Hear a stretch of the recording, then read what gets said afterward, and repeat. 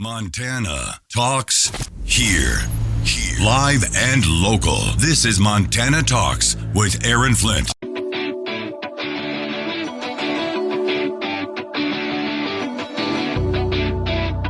This is where Montana talks. Montana Talks with Aaron Flint.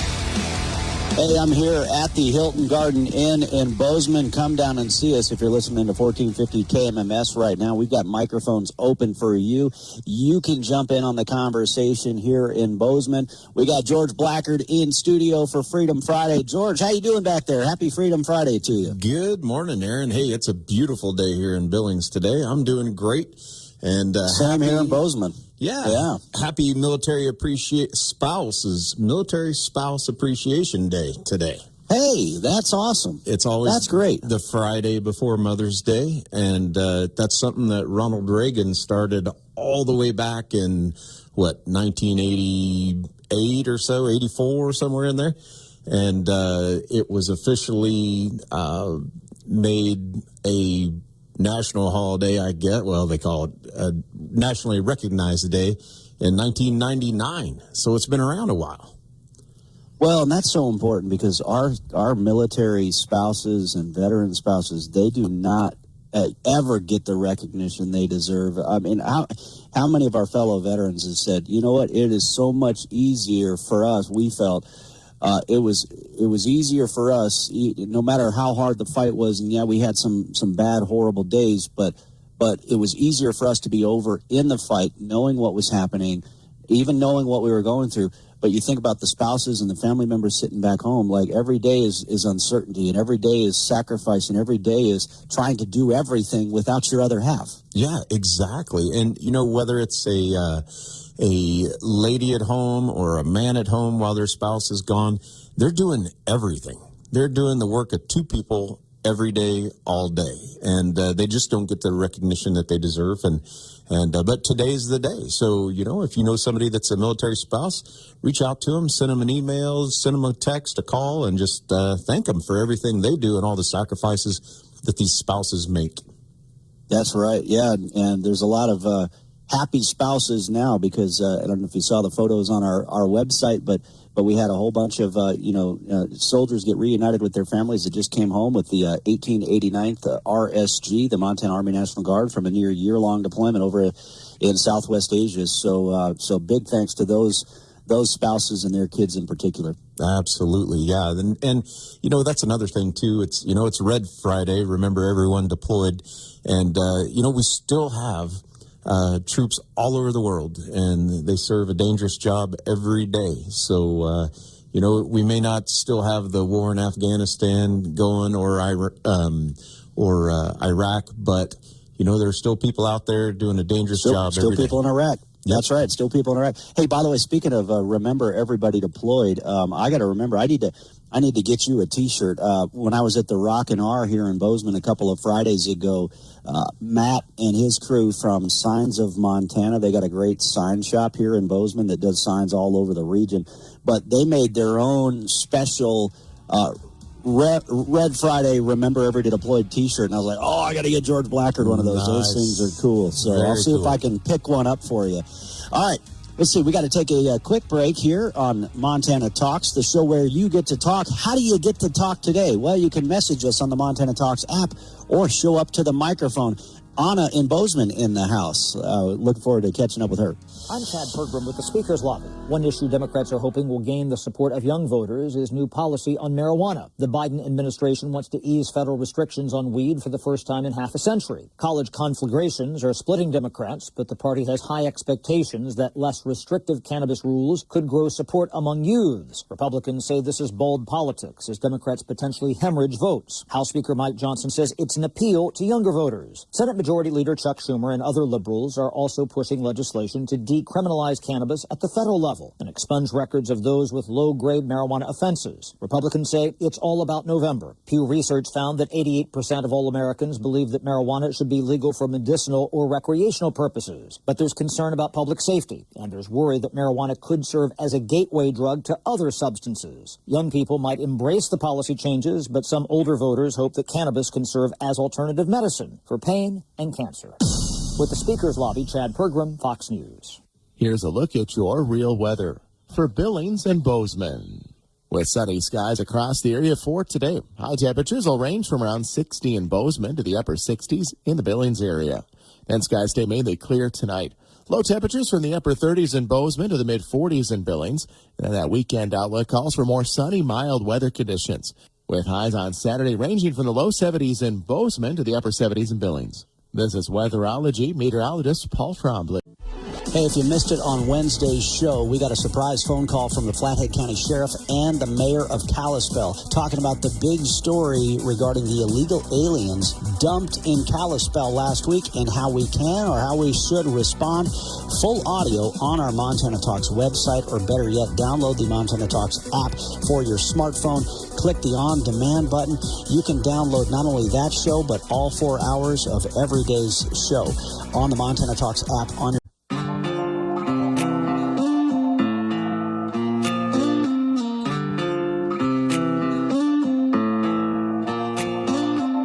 Serving the great state of Montana, from the peaks of the Beartooths to the banks of the Clark Fork River. Montana Talks with Aaron Flint.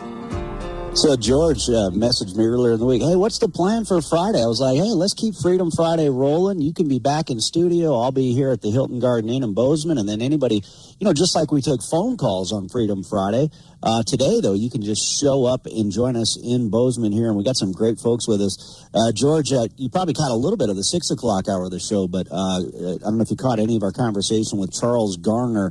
He's one of the speakers later today. He wrote a book, A Canary in a Coal Mine. And so he's still with us, too. And then Anna, our good friend Anna, just showed up as well. And she basically, I was introducing Anna to Charles, and I said, she escaped communism, and now she's trying to prevent America from turning into communism. So that was my introduction, George. Well, absolutely. And I did catch that. And you know what?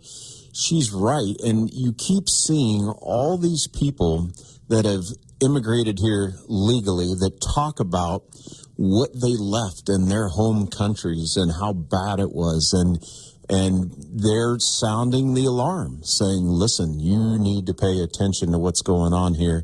Listen to us, because we know. But we have so many people that they don't care. They're not paying attention. They don't understand what they're doing. They don't understand that the very people that they're standing up for and supposedly fighting for are the same people that would do away with them as soon as they could. That's right.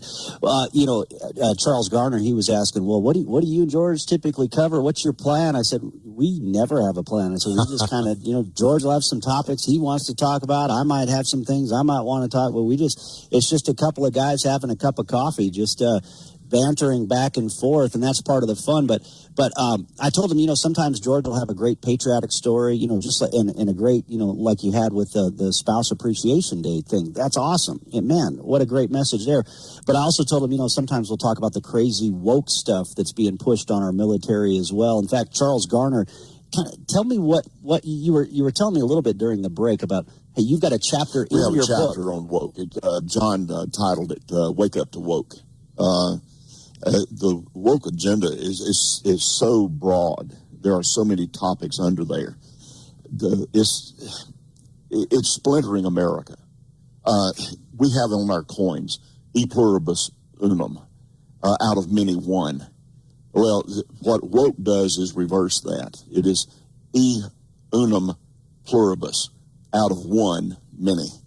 That's what Al Gore said. Remember on the he actually used that phrase. He used that phrase, and he didn't realize that he was speaking the truth, because that's exactly what's happening here in Montana. We heat with wood, so it's a supplement for us. You could take a log round, and put it in your a stove in your fireplace. You could take a blowtorch and not light that thing on fire. But if you take a wedge and a sledge, and you start rendering that down, you start splitting that up, you get down to the point where you're using your little kindling hatchet, and you just keep rendering it down. What you're doing, you're splintering that, and you're creating surface, and it gets air in it. And you can take that same log that you couldn't light with a blowtorch, you can take a match, and you can burn down a forest because it's been splintered and rendered down. so much, and that's what's happening with the woke agenda, is splintering America today. George, isn't that a fascinating analogy about how they're trying to splinter every facet of American society so that they can burn the whole thing down? Well, that's true, and it's conquer and divide, or divide and conquer, exactly is what I meant. And they're really good at it. They're getting people to turn on each other, to argue and fight, and it's all a distraction, and people have lost sight of what's really happening. Yeah. Now, and Charles, but you say that in this book you're actually optimistic that we can save America, in this book about the rise and fall of empires. The optimism comes because of John and I were ministers of the gospel. We worked with churches, evangelical churches, between the two of us for 90 years. I had 50 years of vocational experience with churches, still in ministry. When you're called to ministry, you're still in ministry. And I'm doing it through the books that I write. And John, of course, had about 40 years in that. And because of our faith in God, we believe that that is the hope that we have if there is a return. Go to an Old Testament story. The prophet Jonah. He went to Nineveh. Nineveh was the He didn't capital. want to. No, he didn't want to. He wanted to go to Spain. He wanted to go as far away from Nineveh as he could get. But Nineveh was the capital of the Assyrian Empire, and the Assyrians were, for 1,200 years, they were the world empire. They controlled the world as we know it at that particular time. Jonah went there, delivered the message from God that if you do not repent, there's going to be destruction. And from king to kid, down to the cattle, they repented. Sackcloth, ashes. And it made Jonah mad because God repented himself. He changed his mind. He said, I'm not going to destroy you now. Now, ultimately, they wound up being destroyed, but not in that moment, because they turned back to God. They turned and repented of what they had done, and they said, we're going to trust you. And God favored them. So there is hope as long as there is a return to God. And that's what our message is in the book. That's where the hope comes. Very interesting. Hey, George Blackard, I don't know about you, but you got that smooth Kansas accent, and then we got this smooth Texas accent. I should just take the rest of the morning off and let you guys take over here. Yeah. I think if you went where he's from, they'd ask you where your accent is from. That's right. Where are you from now, boy? Yeah. The other end of the cattle drive, Montana. Oh, we love it up there. Well, all right. George, I imagine you got some other great Freedom Friday topics for us here. Plus, I got a fun one for you. I just saw this at the dailycaller.com. Some comedian at the Laugh Factory. Well, anyway, I'll tell you about it after this. Plus, we'll see what George Blackard has for us here on Freedom Friday on Montana Talks. We'll jump right back into it after the Farm and Ranch Report here. This is where Montana Talks Ag with Lane Nordland. A recent Rabobank report says the global pork industry is starting to shift as sow herd numbers begin to plateau after declining for some time. The stabilization is a result of better than expected consumption trends coupled with reduced production costs across the region. These factors are contributing to more optimistic outlooks for hog prices and are encouraging producers to consider rebuilding their herds. Are you concerned about the impact government policies could have on your cattle business? One way to make your voice heard in Washington is by joining NCBA. When you join, you'll be part of the nation's oldest and largest national cattle industry organization that has a professional team working in Washington, D.C. on issues that matter to cattle-producing families nationwide. Don't stay on the sidelines. Make your voice heard by joining NCBA today at the website ncba.org. Looking to some livestock market news out of Western Livestock Auction, Great Falls, Montana. This week, the cow trend was $1 to $5 stronger, with slaughter cows priced at $115 to $149 a hundredweight. Heiferettes, $170 to $217 a hundredweight. And finally, slaughter bulls saw prices $6 to $8 higher, coming in at $140 to $161 a hundredweight. Again, those are the prices from Western Livestock Auction in Great Falls. I'm Lane Nordland.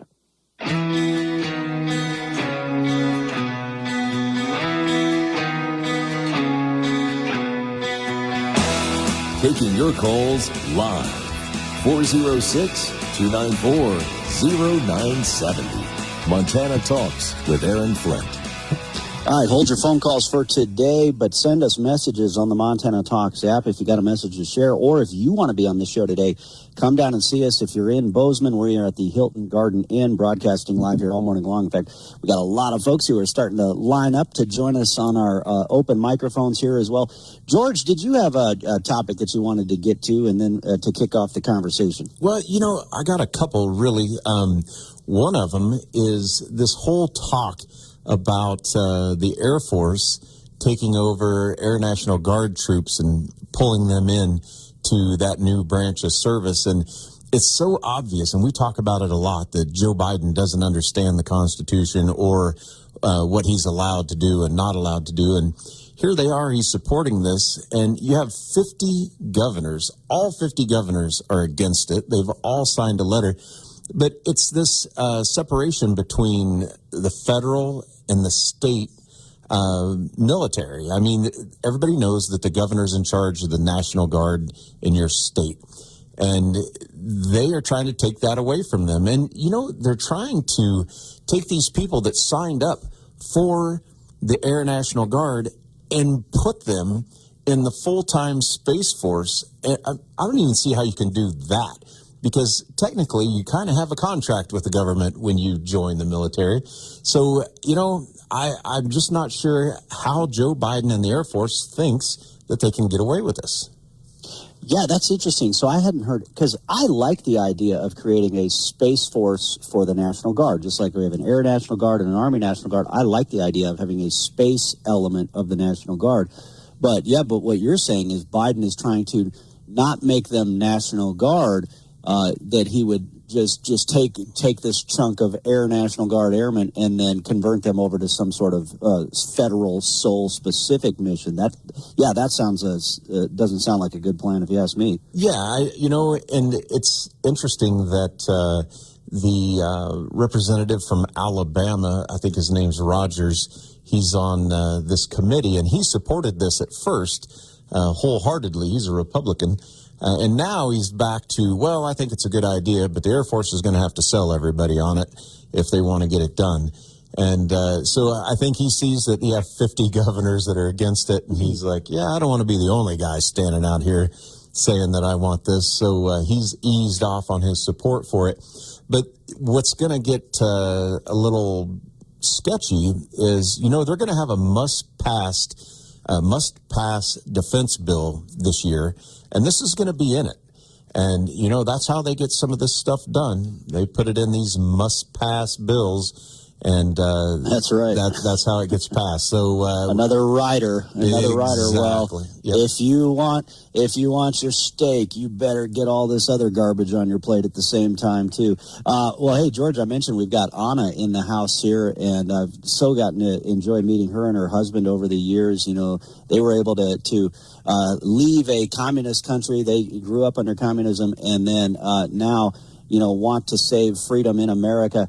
Anna, what did you want to share this morning? Great to see you.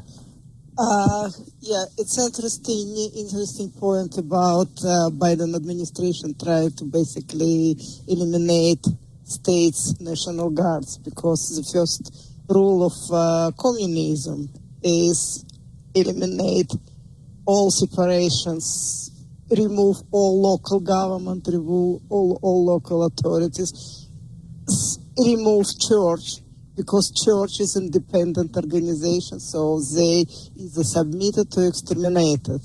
So basically, Biden administration is communism on steroids, and if you will take transgenders, it will be literal. Well, that's literally on steroids and hormone blockers, and exactly. But the other thing that you said during one of the breaks here is we were talking with Charles Garner, who's the author of A Canary in a Coal Mine, is talking about the hope for America is faith. And really, that's the foundation of the free Western world, is the point you made. Yeah, and if you will go to church and check young people, young men are coming to church. They're coming there because this is a place where they hope. First of all, this is a place where they finally can find reasons, purpose for their lives. Because in school, in government tells them, you're white, you're oppressor, you're nobody until you're a woman. And the only hope for them is to go to church, to go to Christ. They go. Women are still out there. Women are still chasing drag queens. And going to Islamist, which is kind of contradicted, but this is where we are. Women are not there yet. The hope is that when young men go there, it's becoming cool. Interesting. So you're saying that the young men are starting to wake up. The young women are still being kind of sold this crazy propaganda via TikTok and everywhere else, but the young men are starting to wake up, you believe, because it's gotten so bad against them. That's very interesting. Charles Garner, kind of your thoughts on that front, because it ties in with what you said about splintering the wood to burn it all down. Well, if you will, culturally, if you will look at all of the movies that are being released today, commercials, so much of the attack is against young men. You have a dozen special forces guys that will be overpowered by one small woman in the movies. She's the heroine. Atomic Blonde. There you go, that type thing. So these young men have been pushed down and beaten down, and they're beginning to rise up. They're beginning to push back. And they say, no, this is not a matter of toxic masculinity. This is just being a man. It's being a provider. This is a traditional view of the roles of men and women. And I know there's not, in terms of earning power, that my wife had to go out of the home. She was not just a mother. She had to go out because of inflation. Now, that goes back to the debasement of the currency. Yeah, look at what Joe Biden's doing and John Tester are doing. That's exactly right. Yeah. And it's interesting, too. George Blackard, your thoughts, because the visual imagery that comes to mind that makes Anna's point and makes Charles Garner's point here is, look at these anti-Semitic protests, and it was those young men at UNC Chapel Hill that stood up and rallied around that flagpole. It was those young men who said, stop, enough. And it was the young lady that went out there and held that American flag up while they were burning the one they tore down off the pole, and those young men surrounded her and helped protect her. And, you know, what you're not seeing on the mainstream media is the crowds of counter-protesters that are singing the national anthem and chanting USA. And you're not seeing that on the mainstream media because that goes against everything they want you to see. But it's happening. They want us to think we're in the minority. They want us to lose hope. They want us to lose faith. They want us to think that these young men are not going to stand up and be men. That's a great point, George. Wow. Charles Garner, we've got a bunch of candidates and other folks that are stepping up to the microphone, but if people want, I know people want to hear more from you because this has been fascinating having you join us this morning. You're going to be here at the Gallatin County Republican Women Luncheon here at the Hilton Garden Inn. Yes. Although the best speaker is going to be my wife, Jessica. She's one of the speakers as well. So you're going to be great, but she's going to be greater. That's good. I'll tell you That's what. great. Wonderful. But we'll look forward to seeing you at the luncheon here later today. Thank you. Thanks for coming down. This. You're welcome. Yeah. All right. Let's see. George, another topic here before we get to the break, and then I'm going to go to Jolene Crum, who is a candidate for House District 64 after the break. All right. You know, I've been watching this transgender thing, sports, with high school and middle school and college. And, you know, there was another instance where a boy ran in these girls' races. He came in second in a couple of them, and which would have put him almost last if he ran against the boys. But somebody made a good point. They said, well, you know, these girls, they should just not run. They should just refuse to run. And somebody said, why should they be the ones that don't participate and don't run to protest this? Why aren't we protesting this for them? Let them do what they're there to do and let them have that experience. We shouldn't be telling them not to do it out of protest. We should protest for them. That's right. Again, men and women in the community, where are we? Where are you? Where are they to step up and stand up in defense of these? I mean, school administrators, school teachers. We've heard from some great ones that we know here in our communities, but elsewhere across the country, they need to start standing up. Yeah, so well said. George Blackard, Freedom Friday here on Montana Talks. We've got more guests stepping up to the microphone here as we're broadcasting live from the Hilton Garden Inn in Bozeman. Come on down and see us if you want to be on the microphone here this morning on Montana Talks, the show where you get to talk, or send us a quick message on the Montana Talks app as well.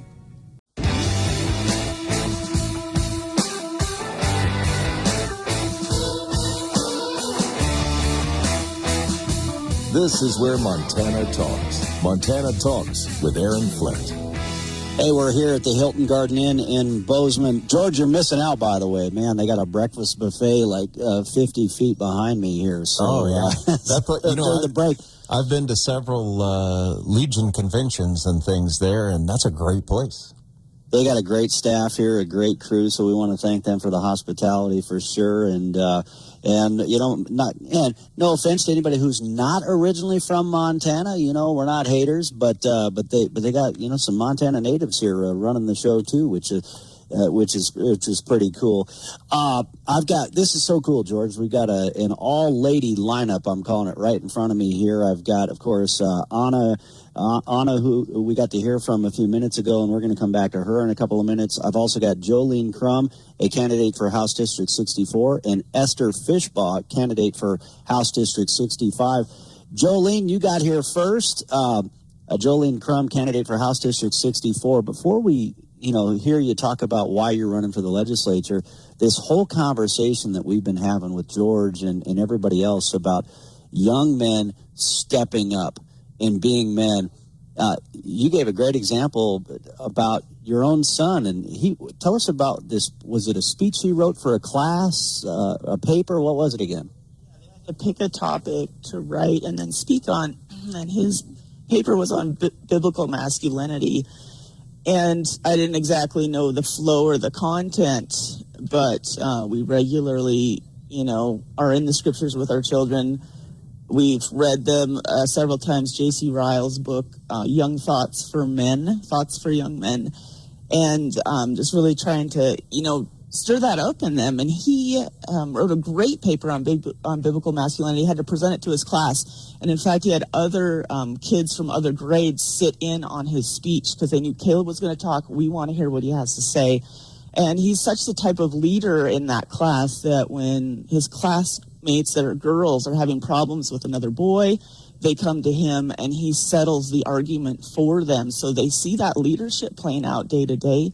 And they want that protection, and they want somebody who will stand in the gap for them when trouble starts to pester them or threaten them. Especially when school safety is really the top concern for a lot of people, not just for parents, but for kids as well. And so, when we have this breakdown across the board, right, George? When we have this breakdown across the board, it's even more important for young men to rise up. Well, absolutely. I think they should. And I think it's also important to recognize that in today's age, there are women that are standing up and they're defending themselves and other women, and they're doing a tough job all on their own. I mean, you have people like Riley Gaines and all these people that are out there taking the brunt of this from other people, but they're standing up in what they believe in and standing up for themselves and each other. And if the boys and the men step up and support them and back them, then just think what we could accomplish then. But there are a lot of ladies out there doing it on their own. Jolene Crum, tell us why did you want to run for the state legislature? You're a candidate for House District 64. Well, this is a rematch from the 2020 election. The guy that's on the other side of the ballot won that race then in 2020. I ran on a medical freedom platform. That was in House District 65. House District 64 is a little bit different, of course, with the redistricting. And I really just put my name on the ballot because I think people need options. I think it's an insult to our military and their sacrifice when people vacate the ballot. And quite honestly, if you look at the red side of Gallatin County, as far as when those filings happened, they were pretty much all in March, meaning just before the deadline, we managed to get somebody's name down. I don't think that's how we should roll. I think we need to be active. I think we need to be engaged. I think the church needs to be engaged. I was talking to somebody, and they said that, and I'm sorry, I'm not going to get the specifics on this, but they basically said kind of the head pastoral group was telling everybody in the church to stay out of politics. And I'm like, that explains why the situation is so dark. If the light doesn't run to the darkness, what hope do we have? Yeah, no, that's very interesting. Yeah, why anybody would say to ignore what's happening in your own country when we see how the culture and everything is being impacted, or the culture is driving it. Yeah, that's crazy. What's the top issue do you see facing the legislature coming up in the next session? Well, just because I have this platform for the moment, I do want to bring up, in fact, I called your show, I think, like 2 weeks ago, challenging the counties to hand count their ballots. Yeah, that's right. Because we are having people come in from out of state saying, this is Dr. Frank's data, Dr. Douglas Frank's data, saying, hey, I can predict your elections. And we have problems if that's actually the case. And he's presenting, county by county, I can predict your R value is 0.99. He's a physicist. He teaches differential calculus. The man is not a politician, but he's going kind of all over the country, showing them issues with their elections. I've talked at a group in Helena over Zoom, and it was interesting because the lineup, I spoke right after the software salesman for our election tabulators. And I just told the committee, hey, we just need to cancel these contracts. Because I think it's a $6 billion cost. Why don't we pay our high school kids $100 an hour, our citizens $100 an hour, get them involved in counting these ballots? My understanding is Argentina counted 27 million votes in like under 8 hours. So I know. Look at how that ended up.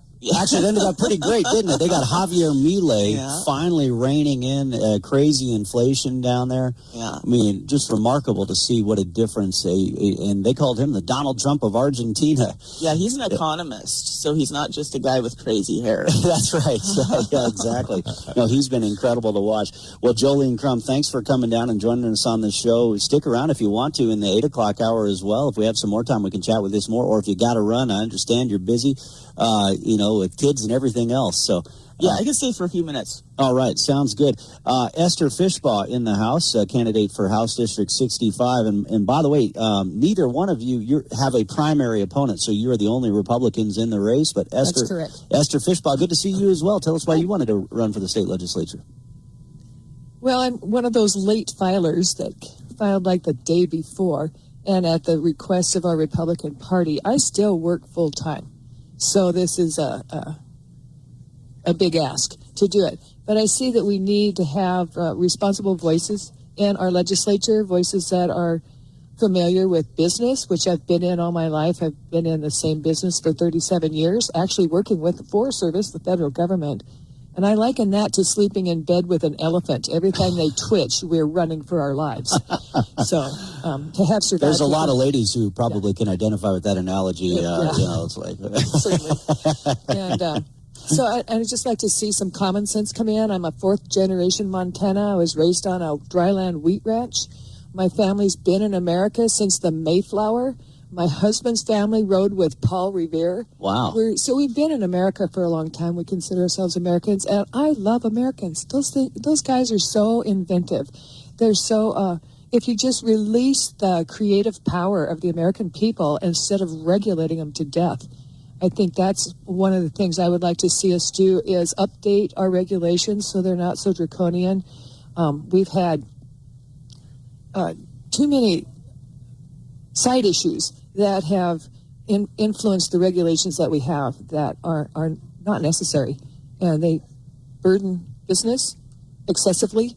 And so I'd like to see those revised and renewed.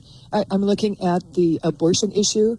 It's draconian to keep forcing one solution on the unplanned pregnancy problem, which is what it is. And if we spend as much money as we do giving to Planned Parenthood on finding better contraceptives, would we have a better outcome and less abortions that way? But we have the child to consider. Our Constitution says humans have the right to life. You don't have any other right in your life if you don't have life. I mean, the rest of them are moot. So you got to have life, and you have to recognize that the child in the womb is a human life and protect that. So, that's right. And our Declaration of Independence, and it's all stated right there. George Blackard, the thing that's important, what's so cool is both of these ladies said, hey, there was nobody that was going to step up and challenge the Democrat opposition here, and it's important to fight on all fronts. It's important to have somebody bringing some accountability here, and that's what both of these two women are doing here in HD 64 and HD 65. Yeah, absolutely. And I thank them for stepping up, because it's not an easy thing to do. It's not an easy thing to do for anybody. And that takes a lot of intestinal fortitude to do that. And I appreciate them. George, got 30 seconds before the break here. What else do you want to throw out there? And then I want to go back to Anna, because she wants to talk about CI 128. Well, there's a story I was going to talk about. Maybe we can talk about this next week. But the VA, once again, believes they're above the law, not complying with the Compact Act from 2020. And that's kind of a frustrating thing, because we've seen it over and over where they don't follow the law. Oh, man. George, did you hear my conversation yesterday at like 8:25 in the morning with a lady from the VA? Oh, no. Oh, my goodness. I got to have you go listen to that. So the VA is in desperate need of volunteer drivers. Well, gee, you think? I wonder why that became a problem. Stand by. Many of us have those stubborn pounds that seem impossible to lose, no matter how good we eat or how hard we work out. My solution is PlushCare. PlushCare is a leading telehealth provider with doctors who are there for you day and night to partner with you in your weight loss journey. They can prescribe FDA-approved weight loss medications like Wegovy and Zepbound for those who qualify. Plus, they accept most insurance plans. To get started, visit plushcare.com/weight-loss. That's plushcare.com/weight-loss. Fox News commentary. The Boy Scouts of America organization is changing its name to be more inclusive/woke. I'm Tommy Lahren. More next. I'm Charles Payne. Listen to my Unstoppable Prosperity podcast so I can get you making money right now. Whether stocks are hitting new all-time highs or in free fall mode, opportunities abound. So why are so many potential investors still sitting on the sidelines? In a new season of my podcast, I'm going to get you in the game. After 38 years on Wall Street, I'm ready to impart some lessons and get you invested in the greatest wealth-generating machine in history. Listen anytime, everywhere at foxbusinesspodcast.com or wherever you listen to your favorite podcast. The Boy Scouts of America have a rich 114-year history that is being flushed down the toilet and sacrificed at the altar of woke. The Boy Scouts will now be called Scouting America. The name change is a sorry attempt to rebrand the organization after a slew of scandals, including sexual abuse claims. This nonsense move is also to appease the woke crowd by eliminating the word boy from the title. This is the next step in the wokeification of the organization. In 2013, gay scouts were welcomed. Then in 2015, the ban on gay scout leaders was lifted. In 2018, girls were added to the mix, which makes no sense given Girl Scouts is also a thing. And now in 2024, they've removed the gender classification entirely. Is there really anything wrong with troops having designations for boys and girls? I don't think so, but it's all a part of the effort to remove gender boundaries and place kids into a grab bag of a free-for-all. I'm Tommy Lahren, and you can watch my show, Tommy Lahren is Fearless, at Outkick.com.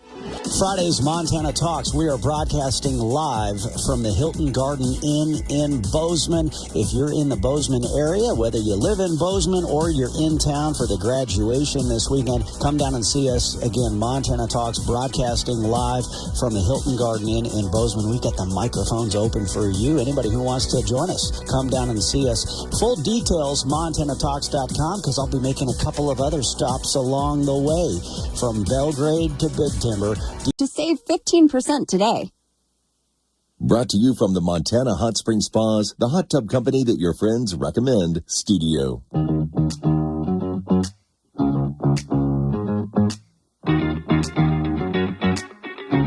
Taking your calls live, 406-294-0970. Montana Talks with Aaron Flint. All right, jumping right back into it. Hey, we got a number of great guests here at the Hilton Garden Inn with us. Plus, we got George Blackard here on Freedom Friday back in the studio. And then a number of folks that are also stacking up to join us in the 8 o'clock hour of the program as well. I want to go back to Anna here with us. Anna, you wanted to talk about CI 128. This is basically, if you see those signature gatherers out there, one of the things they're trying to get on the ballot is CI 128, which is a radical no-limits abortion initiative where they want to enshrine no-limits abortion in our state constitution. It's crazy. Yeah, so yes, exactly. And first of all, it's based on figure mongering liars, and they try to sell it as women's protection of women's rights. It's actually warn women. If they were interested, if they really wanted to protect women's rights, they would codify in the Constitution informed consent on medical treatment. Because this is constantly being violated during COVID. Now with the same with transgender medical treatment for minors, and it goes everywhere.